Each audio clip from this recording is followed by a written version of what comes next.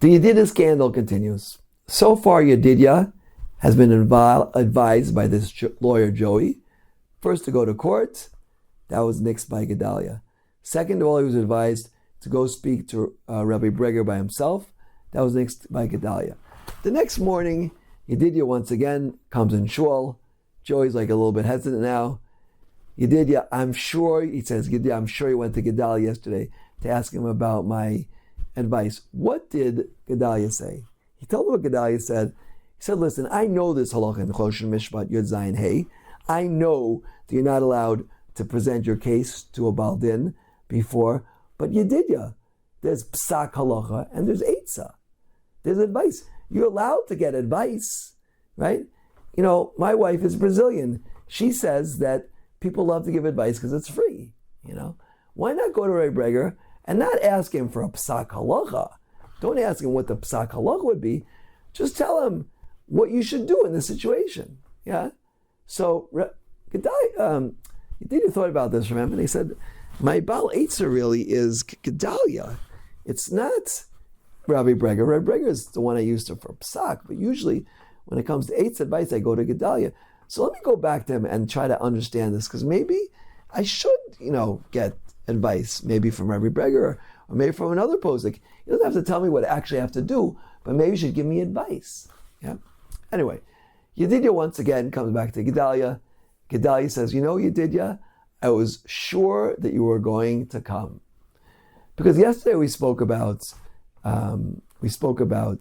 presenting your case in front of somebody, and I saw that as you were leaving, there was a look of confusion on your eyes. And I want to explain to you today, what's the difference between Eitzah and Psak Halacha, right? Yedidya listened very, very eagerly to this conversation, because this was really what it was all about. So Gedalia said, he said, Yedidya, a Psak Halacha, the information given must be completely objective.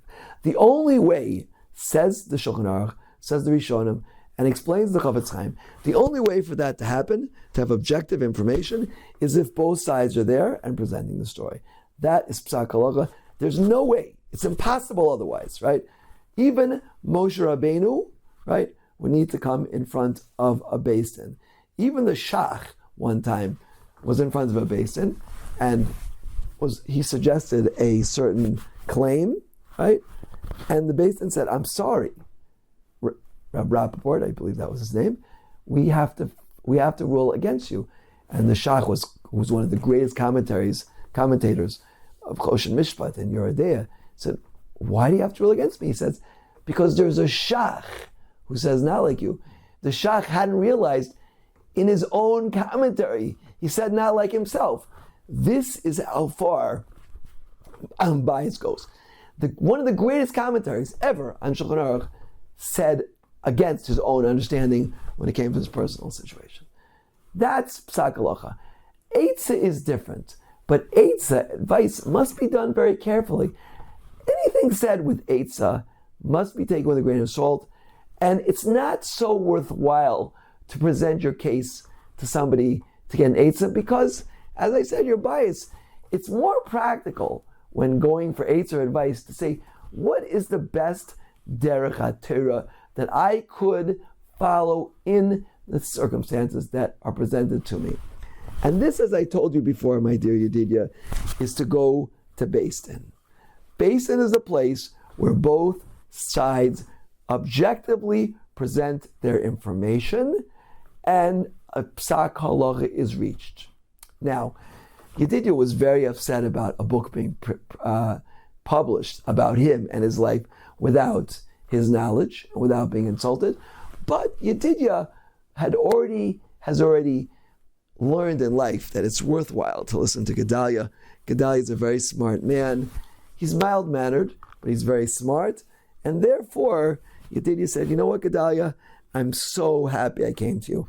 I'm so happy I didn't go to Rabbi Breger and ask myself, what would be, am I going to win this case? Am I going to lose this case? This Joey is not a good person for me to speak to. I think tomorrow I'm not going to daven in that minyan. I think 3 times is ready enough. As we say in baseball, 3 strikes and you're out. And again, Gedaliah was very, very happy. But this story, my friends, is not over. It's going to get more scandalous, as you're going to see. So please tune in tomorrow. Amen. Kain Tiyeh Ratzon.